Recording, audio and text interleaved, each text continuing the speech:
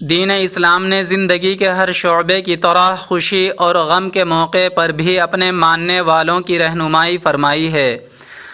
ہر مذہب میں خوشی کا مخصوص دن اور تہوار ہوتا ہے۔ یوں ہی مذہب اسلام میں دو بڑے خوشی کے تہوار آتے ہیں جنہیں عید الفطر اور عید الاضحیٰ کہا جاتا ہے۔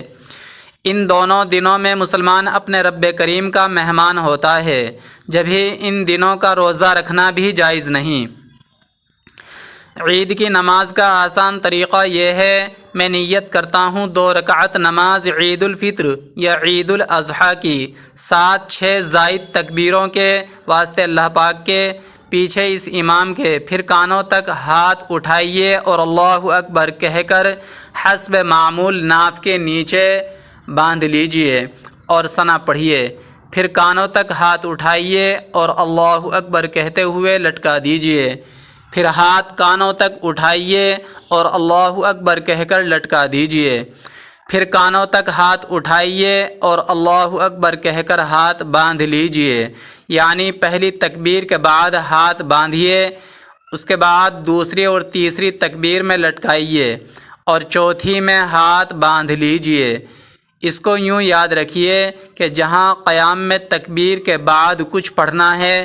وہاں ہاتھ باندھنے ہیں، اور جہاں نہیں پڑھنا وہاں ہاتھ لٹکانے ہیں۔ پھر امام اعوذ باللہ اور بسم اللہ آہستہ پڑھ کر الحمد شریف اور سورت جہر یعنی بلند آواز کے ساتھ پڑھے، پھر رکوع کرے۔ دوسری رکعت میں پہلے الحمد شریف اور سورت جہر کے ساتھ پڑھے، پھر 3 بار کان تک ہاتھ اٹھا کر اللہ اکبر کہیے اور ہاتھ نہ باندھیے، اور چوتھی بار بغیر ہاتھ اٹھائے اللہ اکبر کہتے ہوئے رکوع میں جائیے اور قاعدے کے مطابق نماز مکمل کر لیجئے۔ پہلی رکعت میں امام کے تکبیریں کہنے کے بعد مقتدی شامل ہوا تو اسی وقت تکبیر تحریمہ کے علاوہ مزید 3 تکبیریں کہہ لے، اگرچہ امام نے قراءت شروع کر دی ہو، اور اگر اس نے تکبیریں نہ کہیں کہ امام رکوع میں چلا گیا تو کھڑے کھڑے نہ کہے بلکہ امام کے ساتھ رکوع میں جائے اور رکوع میں تکبیریں کہہ لے، اور اگر امام کو رکوع میں پایا اور غالب گمان ہے کہ تکبیریں کہہ کر امام کو رکوع میں پا لے گا تو کھڑے کھڑے تکبیریں کہے، پھر رکوع میں جائے، ورنہ اللہ اکبر کہہ کر رکوع میں جائے اور رکوع میں تکبیریں کہے۔ پھر اگر اس نے رکوع میں تکبیریں پوری نہ کی تھیں کہ امام نے سر اٹھا لیا تو باقی ساقط ہو گئیں، یعنی بقیہ تکبیریں اب نہ کہے، اور اگر امام کے رکوع سے اٹھنے کے بعد شامل ہوا تو اب تکبیریں نہ کہے بلکہ امام کے سلام پھیرنے کے بعد جب اپنی بقیہ پڑھے اس وقت کہے،